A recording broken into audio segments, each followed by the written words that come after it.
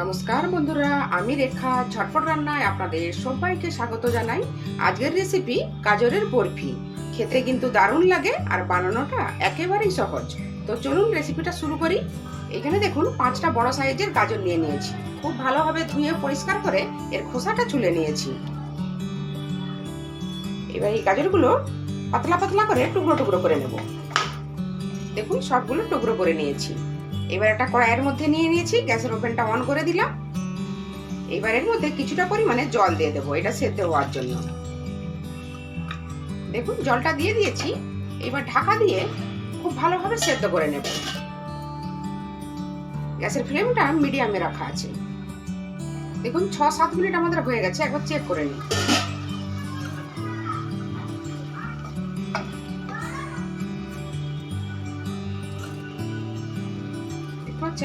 গাজরগুলো আমাদের প্রায় সেদ্ধ হয়ে গেছে। এরই মধ্যে জলটা শুকিয়ে নেব।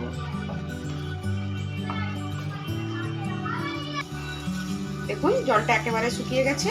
এবার গ্যাসের ফ্লেমটা অফ করে দিলাম। হালকা ঠান্ডা করে নেব। ঠান্ডা হয়ে গেলে মিক্সি জারের মধ্যে দিয়ে ব্লেন্ড করে নেব। গাজরগুলো আমাদের ঠান্ডা হতে থাক, ততক্ষণ আরেকটা কড়াই বসিয়ে দিয়েছি। এর মধ্যে দিয়ে দেব 4 চামচ সুজি।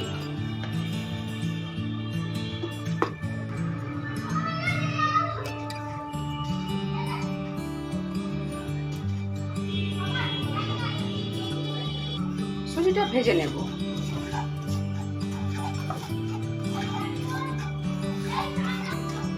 দেখুন গ্যাসের ফ্লেমটা লোতে রেখে 3-4 মিনিট ভেজে নিয়েছি। সুজির কালারটা চেঞ্জ হয়ে গেছে। এবার একটা প্লেটে নামিয়ে রেখে দেব। এইবার কড়াইয়ের মধ্যে 1 চামচ ঘি দিয়ে দেব। এই ঘিয়ের মধ্যে কতগুলো কুচনো কাজু বাদাম ভেজে নেব।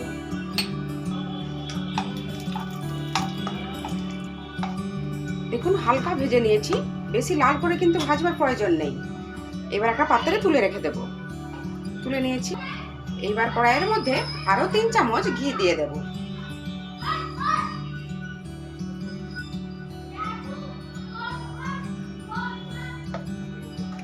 এই ঘিয়ের মধ্যে দিয়ে দেব 4টা থেতো করে রাখা ছোট এলাচ।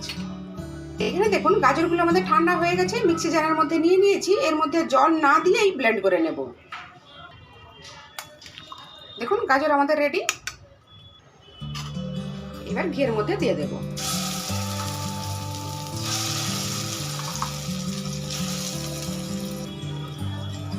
এবার ঘিয়ের মধ্যে গাজরটা 3-4 মিনিট নাড়াচাড়া করে নেব।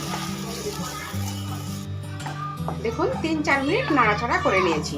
গাজরের মধ্যে যতটুকু জলটা ছিল সেটা শুকিয়ে গেছে। এবার এর মধ্যে আগে থেকে ভেজে রাখা সুজিটা দিয়ে দেব।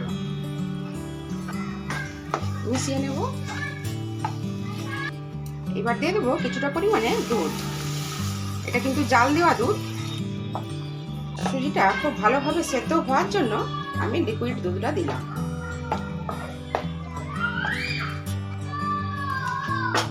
দেখুন খুব ভালোভাবে মিশিয়ে নিয়েছি। এবার গ্যাসের ফ্লেমটা লোতে করে 10 মিনিটের জন্য ঢেকে দিলাম।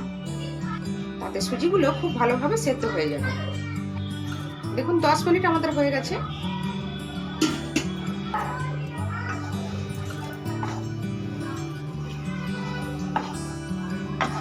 সুজিটা খুব ভালোভাবে সেদ্ধ হয়ে গেছে।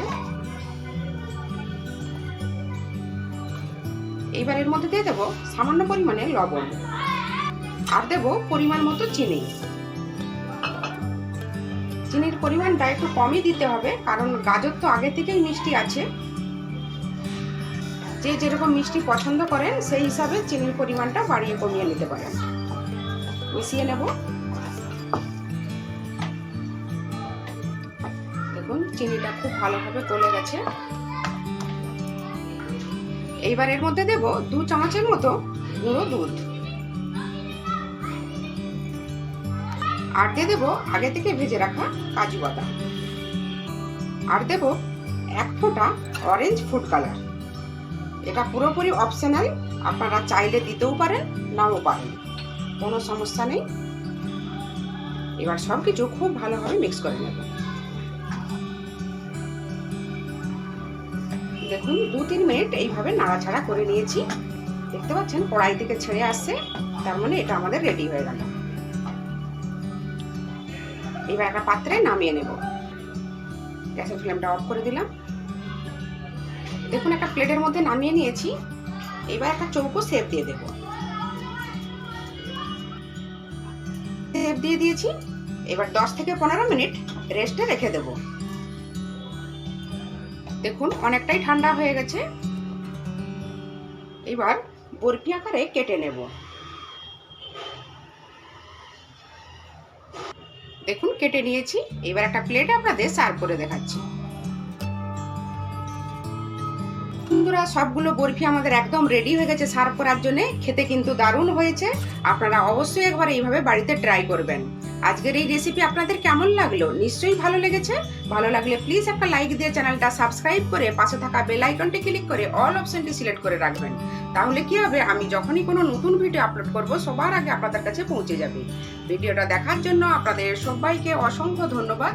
সবাই খুব ভালো থাকবেন, সুস্থ থাকবেন, সাবধানে থাকবেন। আর এইভাবে গাজরের বরফি অবশ্যই একবার ট্রাই করবেন।